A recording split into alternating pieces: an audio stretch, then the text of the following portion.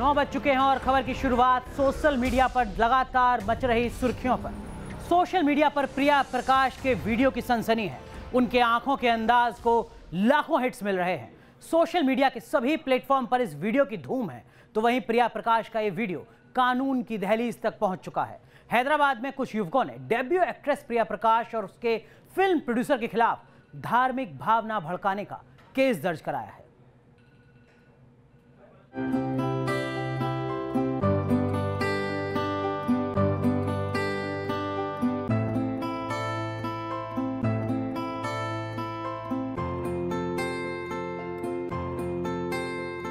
कजरारे नैनों की ऐसी अदा जिस पर सोशल मीडिया की दुनिया फिदा हो गई।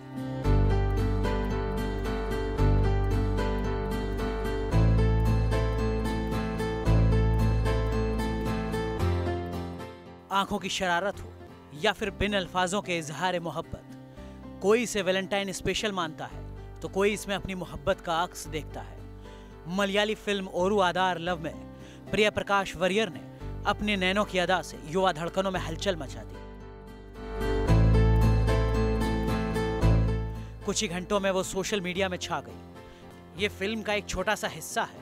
पूरी फिल्म रुपहले पर्दे पर आनी अभी बाकी है, लेकिन इसी टीजर का या यूं कहें फिल्म ट्रेलर पर एक तबके को उनकी आंखों की गुस्ताखियां और इसके गाने चुभ गए। हैदराबाद के फलकनुमा थाने में केस दर्ज कराया गया। आरोप लगाया गया है कि ट्रेलर में दिखाए गए गाने से मुस्लिमों की धार्मिक भावनाएं आहत हुई। एक्ट्रेस प्रिया प्रकाश और प्रोड्यूसर के खिलाफ लिखित तौर पर शिकायत दर्ज कराई गई। हैदराबाद पुलिस ने शिकायत के आधार पर मामला दर्ज कर लिया। मुस्लिम धर्मगुरु भी गाने के अल्फाजों पर सवाल उठा रहे हैं। आपको बता दें कि जिस गाने पर आपत्ति जताई जा रही है उसी गाने के सोशल मीडिया पर आते ही Malayalam actress Priya Prakash warrior social media पर सुपरस्टार बन गई। ऐसे में विवाद बढ़ा तो खुद प्रिया प्रकाश वारियर ने पेश होकर सफाई दी। About the case, I don't think I'm anyone to react to that because I don't know much about it. My director told me about it just now, so I don't know. I think I'd rather keep shut about it. उधर internet sensation को बॉलीवुड का भी साथ मिला है। बॉलीवुड फिल्मों के कई डायरेक्टर ने विवाद को गैर जरूरी करार दिया। मैंने उस गाने का पूरा इंग्लिश ट्रांसलेशन पढ़ा, पूरा उसका हिंदी ट्रांसलेशन पढ़ा। कहीं भी प्रॉफेट मोहम्मद साहब के खिलाफ कोई कैसी लाइन नहीं है, कोई ऐसा शब्द नहीं है। मलयालम फिल्म से प्रिया प्रकाश फिल्मी दुनिया में आगाज कर रही हैं। इस फिल्म में वो 12वीं क्लास की स्टूडेंट नजर आएंगी। जिस तरीके से सोशल मीडिया में उनका जलवा कायम है उससे उनकी उम्मीदें और बढ़ गई हैं। लखनऊ से विनीत दुबे के साथ टीम न्यूज नेशन। तो जिस वीडियो ने प्रिया प्रकाश वारियर को रातों रात सोशल मीडिया का सुपरस्टार बना दिया, उन्हें लाखों हिट्स मिल चुके हैं। उन्होंने मीडिया से मुखातिब होकर अपने दिल की बात की। Thank you all for supporting and accepting our movie, a song and our teaser. So I want to thank all of you for all your support and acceptance, and please keep loving us the same way. We need all your prayers so that we can go ahead without any problems. And this was all very sudden, and this is also new to me. So I'm very happy and excited about the movie, but then I don't know how to handle all this fame and popularity that I gained in a single day. I don't know how to react to that. Actually, I'm very happy and excited, and I'm looking forward to the movie. And actually, the winking thing was not pre-planned or practiced. When the director asked me to do it on the spot, he wanted me to bring out something cute between the couple. So he asked me if I could wink and do the eyebrow thing at him. So that's how that worked. And what else? We do have fun in the location. Actually, our director Amar Lulu, he's a very positive person. He spreads a lot of positive energy, and he doesn't give us any kind of tensions or stress. He lets us take our time and be comfortable in what we're doing. So that's about our director. और आज हर कोई जानना चाहता है कि प्रिया वारियर आखिर हैं कौन। तो चलिए हम आपको बताते हैं कि इंटरनेट की दुनिया में छाई प्रिया कौन है।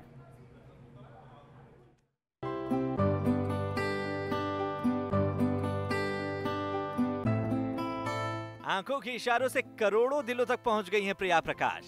कौन है प्रिया प्रकाश, कहां रहती है प्रिया प्रकाश, प्रिया प्रकाश को पसंद क्या है? वो सवाल है जिसके जवाब अब हर कोई ढूंढ रहा है। सोशल मीडिया पर छाने के बाद हर कोई इंटरनेट पर प्रिया प्रकाश को ही ढूंढ रहा है। हर कोई उनके बारे में जानना चाहता है।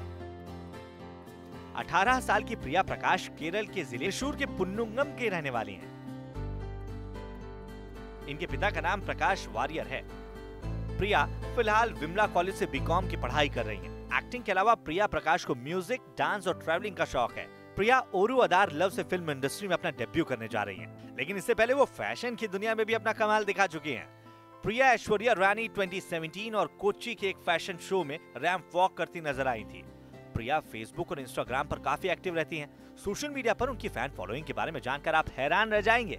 रिपोर्ट्स के मुताबिक इंस्टाग्राम अकाउंट्स बनाने के एक दिन के भीतर ही उनके 6 लाख फॉलोअर्स हो गए थे। अभी इंस्टाग्राम पर उनके 25 लाख से ज्यादा फॉलोअर्स हैं और हर घंटे उनके फॉलोअर्स की तादाद तेजी से बढ़ती जा रही है। Team news nation.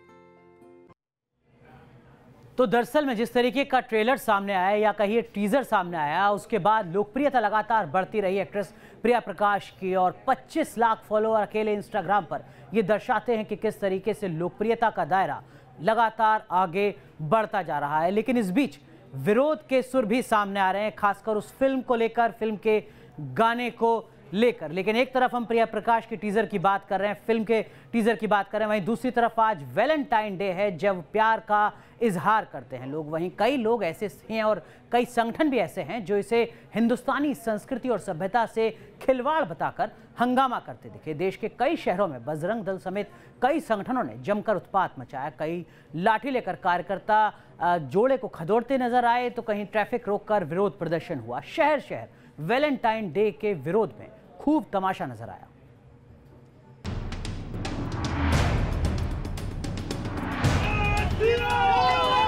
लाठी का खौफ दिखाते हुए बजरंग दल के कार्यकर्ताओं की फौज अहमदाबाद में इस तरह उतरी।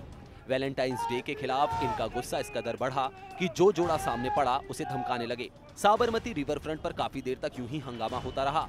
पार्क से लेकर सड़क पर दौड़ दौड़कर बजरंग दल के कार्यकर्ताओं ने लाठी डंडों का डर दिखाया। हालात बिगड़े तब कहीं जाकर पुलिस मौके पर पहुंची और धरपकड़ शुरू की।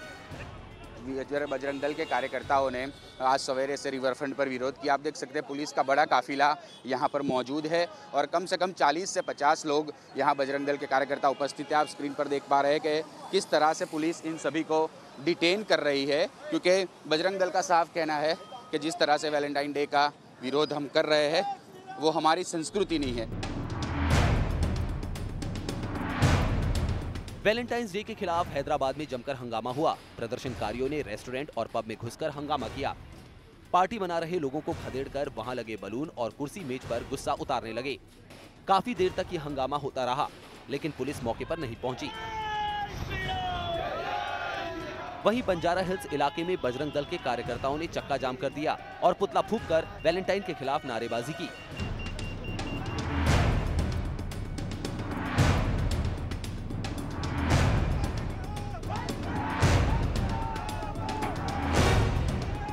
बिहार की राजधानी पटना में भी बजरंग दल के कार्यकर्ताओं ने वैलेंटाइंस डे के खिलाफ मोर्चा खोल दिया।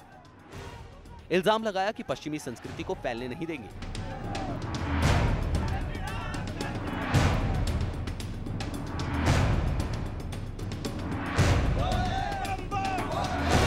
ताजनगरी आगरा में प्यार के पहरेदारों ने आवाज बुलंद की। हिंदू कल्याण महासभा के कार्यकर्ताओं ने शहर के पार्कों में घूम घूमकर जोड़ों को देवी देवताओं की फोटो थमाई और वैलेंटाइंस ना मनाने का अल्टीमेटम दिया। इसका असर ये हुआ कि मोहब्बत की नगरी में कई पार्क सूने पड़े रहे। हिंदूवादी संगठन जो मोहब्बत पर पहरा बैठाने की कोशिश कर रहे हैं, उसका असर पार्कों में साफ तौर पर देखा जा सकता है। आगरा के तमाम पार्कों में आज सन्नाटा पसरा हुआ है। जहां अमूमन दिन भर चहल कदमी रहती थी, वहां आज सन्नाटा पसरा हुआ है।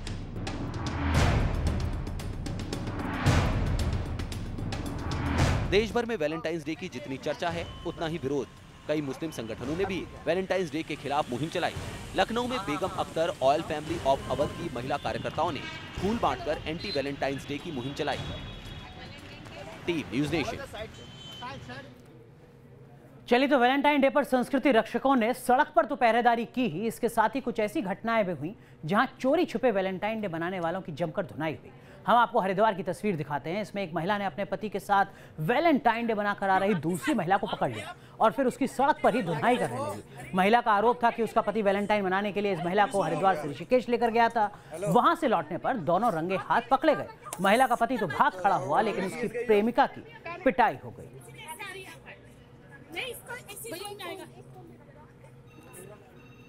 तो हरिद्वार के बाद अब बात राजस्थान के अजमेर की, जहां वैलेंटाइन डे पर प्रेमी जोड़े से मारपीट की तस्वीरें आई। भगवा झंडा लिए लड़कों ने अजमेर में एक प्रेमी जोड़े को पकड़ लिया, उनके साथ धक्का मुक्की की और लड़के की पिटाई भी की। गुंडागर्दी की इस घटना को यहीं खत्म होते नहीं देखा गया। बजरंग दल के कार्यकर्ताओं ने प्रेमी जोड़े को पकड़कर लड़के से उठक बैठक भी करवाई।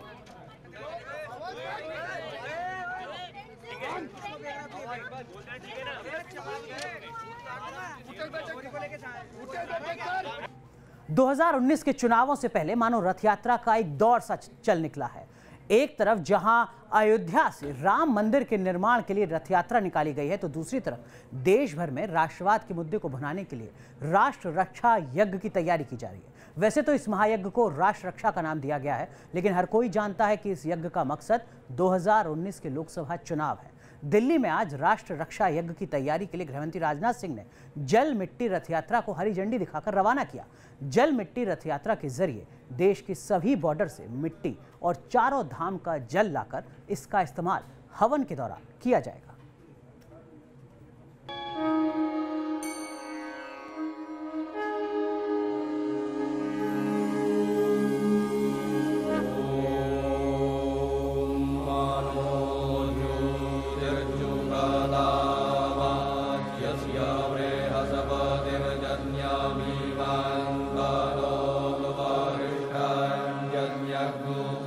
डोकलाम और सियाचिन से आएगी मिट्टी, सरहद की धूल से बनेगा हवन कुंड, चारों धाम के जल से होगा महायज्ञ का आगाज। दुश्मनों के विनाश के लिए लाल किले में महायज्ञ। अब इसे बीजेपी का मिशन 2019 का महाअभियान कहिए या फिर राष्ट्र रक्षा महायज्ञ। एक बात तो तय है कि बीजेपी ने राष्ट्रवाद को देश भर में भुनाने का फैसला कर लिया है और इसी अभियान की पहली तस्वीर आपके टीवी स्क्रीन पर है। दिल्ली के लाल किला में 18 मार्च से 25 मार्च तक राष्ट्र रक्षा महायज्ञ का आयोजन होने वाला है और इसकी कमान संभाली है बीजेपी सांसद महेश गिरी ने। इस महायज्ञ के सियासी मायने भी आपको बताएंगे, लेकिन उससे पहले इस महायज्ञ के पहले चरण की तस्वीर देख लीजिए। ये तस्वीरें जल मिट्टी रथ यात्रा की हैं, जिसे राजनाथ सिंह ने हरी झंडी दिखाकर रवाना किया है। ये रथ यात्रा देश के कोने कोने में जाकर यज्ञ कुंड के लिए मिट्टी और पानी इकट्ठा करेगी। जम्मू की सरहद और डोकलाम से भी मिट्टी लाई जाएगी और फिर लाल किले के सामने 108 हवन कुंड बनाए जाएंगे। 2019 के आम चुनाव से पहले राष्ट्रवाद की एक नई तस्वीर पेश की जा रही है। तस्वीरें आपको इंडिया गेट की दिखा रहे हैं, जहां राष्ट्र रक्षा महायज्ञ की शुरुआत की जा रही है। 8 दिनों तक चलने वाले इस राष्ट्र रक्षा महायज्ञ का जो रथ है वो तैयार किया गया है, उसकी तस्वीर आपको दिखा रहे हैं। और बीजेपी जो है वो कहीं ना कहीं इस पूरी तस्वीर में नजर आ रही है और 2019 चुनाव की तैयारियों को लेकर इस कड़ी को भी दिखा जा रहा है। कहा जा रहा है कि इस महायज्ञ के सूत्रधार आध्यात्मिक गुरु श्री श्री रविशंकर हैं और इस महायज्ञ का मकसद देश की सुरक्षा और अखंडता को मजबूत करना है। लेकिन राजनीतिक उद्देश्य की प्राप्ति के लिए यह राजनीतिक यात्रा नहीं निकाली जा रही है। यह यात्रा निकाली जा रही है तो बड़े राष्ट्रीय उद्देश्य की प्राप्ति के लिए यह यात्रा निकाली जा रही है। इसीलिए मैं कहना चाहता हूं कि इस रथ यात्रा को एक साधारण रथ यात्रा के रूप में नहीं देखना चाहिए, बल्कि एक असाधारण रथ यात्रा के रूप में इसे देखा जाना चाहिए। इतना ही नहीं, अब जरा इस महायज्ञ के कर्ता धर्ता और बीजेपी सांसद महेश गिरी की दलील भी सुन लीजिए।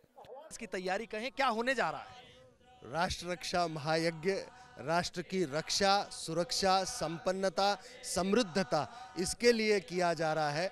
इसे आप विश्व गुरु भारत बने उसके लिए भी ये अश्वमेध यज्ञ कह सकते हैं कि पूरे विश्व पर भारत विश्व गुरु की तरह अधिपति हो और विश्व को दिशा दे। फिलहाल राष्ट्र रक्षा महायज्ञ का ये रथ 8 दिनों बाद सरहद की मिट्टी और पवित्र नदियों का जल लेकर वापस दिल्ली लौटेगा और फिर 18 मार्च से 25 मार्च तक लाल किले में महायज्ञ का आयोजन किया जाएगा। कहा यह भी जा रहा है कि इस महायज्ञ में राष्ट्रपति, प्रधानमंत्री से लेकर सरकार के कैबिनेट मंत्री हर दिन शामिल होंगे और यहां मौजूद साधु संतों से आशीर्वाद लेकर 2019 में विजय श्री का चुनावी शंखनाद होगा। वीडियो जर्नलिस्ट चेतन शर्मा के साथ सूरज अरोड़ा, न्यूज नेशन, दिल्ली। तो लाल किले में महायज्ञ की तैयारी है। कुल मिलाकर आपने देखा कि बीजेपी किस तरह से राष्ट्रवाद को महायज्ञ के जरिए भुनाने की कोशिश कर रही है, लेकिन इस महायज्ञ के सियासी मायने भी निकाले जा रहे हैं। विपक्षी दलों के अपने आरोप हैं। लाल किले में होने वाला राष्ट्र रक्षा महायज्ञ क्या मिशन 2019 का हिस्सा है? क्या 2019 के चुनावों को जीतने के लिए यज्ञ और हवन का सहारा ले रही है बीजेपी? राष्ट्रवाद के नाम पर महायज्ञ के आखिर सियासी मायने क्या है? लाल किले में पहली बार होने जा रहा है महायज्ञ और इस पर कई सवाल उठने शुरू हो चुके हैं। बीजेपी ने राष्ट्र रक्षा के लिए लाल किले में 108 हवन कुंडीय यज्ञ कराने का ऐलान किया।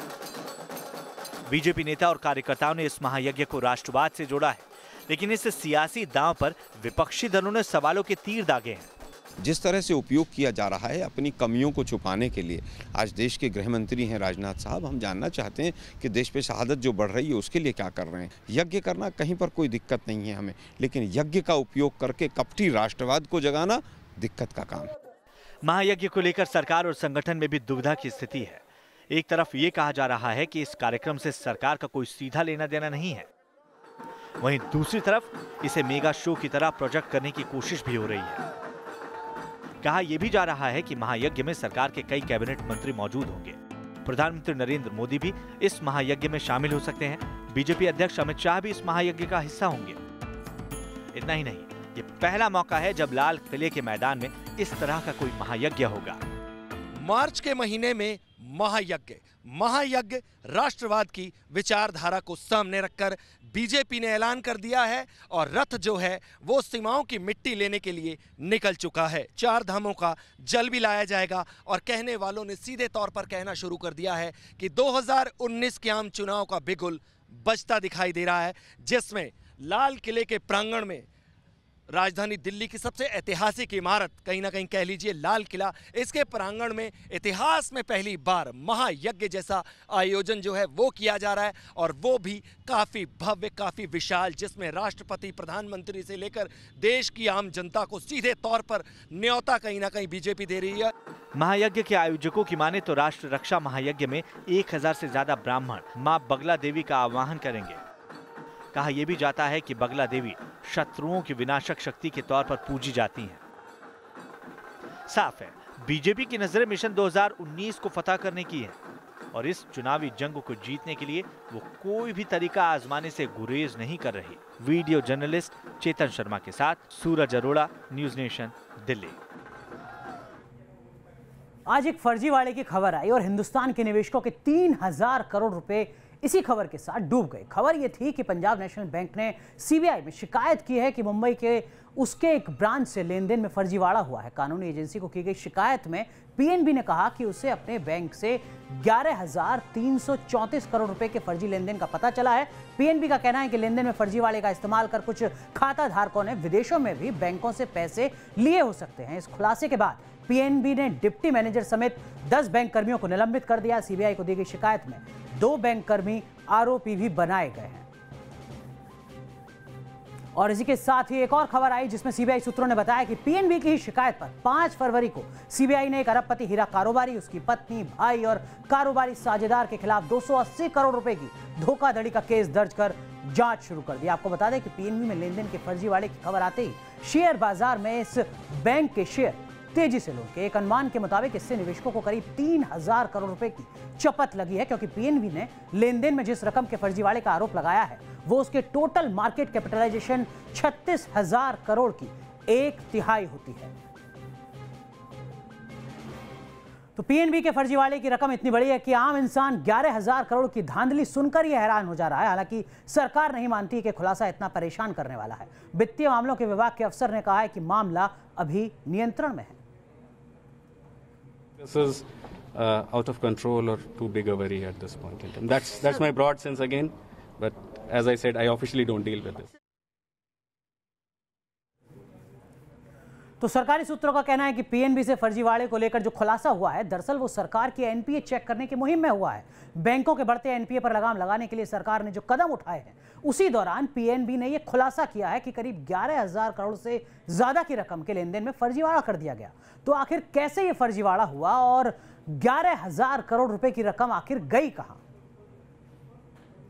ज़्यादातर करके जो घोटाले होते हैं वो क्रेडिट से लिंक्ड होते हैं। इसमें बात ऐसी है कि हम कभी भी बैंक से जब लोन लेने जाते हैं या किसी किस्म का क्रेडिट लेने जाते हैं तो उसे कोलैटरल देना पड़ता है, लेकिन घोटालों के बारे में ये होता है कि बिना कोई कोलैटरल के पैसा दिया जाता है और फिर वो वापस नहीं आता है। कोलैटरल नहीं होती है तो बैंक को रिकवरी का कोई रास्ता नहीं बचता है और फिर वो नुकसान हो जाता है।